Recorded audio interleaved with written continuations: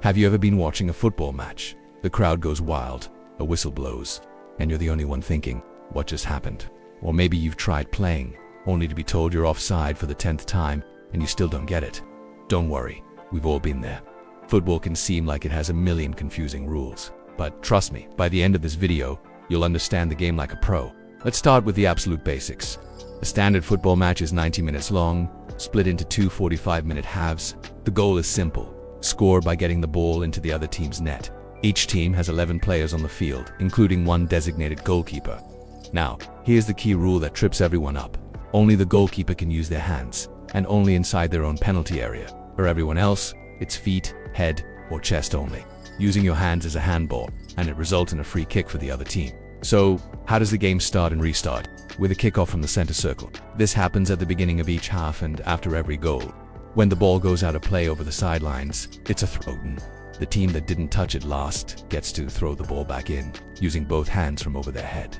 If the ball goes out behind the goal line, it is either a goal kick for the defending team if the attacking team touched it last, or a corner kick for the attacking team if the defending team touched it last. A corner kick is a huge scoring opportunity, so you'll see a lot of excitement around those. Now for the big one, the offside rule.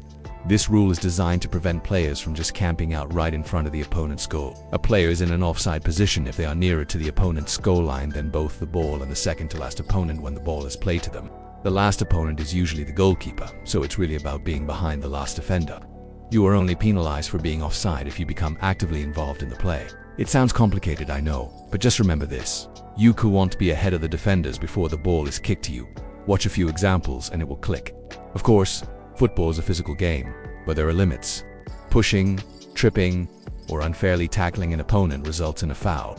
A less serious foul results in a direct free kick. If the foul is more reckless or dangerous, the referee might show a yellow card as a warning. 2 yellow cards equal a red card, which means the player is sent off, and their team has to play with only 10 players. A really serious foul can result in a straight red card. If a defender commits a foul inside their own penalty area, the other team gets a penalty kick, a one-on-one shot against the goalkeeper from 12 yards out. It's one of the most dramatic moments in the game. So now you know the basic flow, how to score, and what's not allowed. But understanding the rules is just the first step. You might be wondering, why are players standing where they are? Why do some run forward while others hang back? Why does a defender's mistake seem so much more costly than a striker's?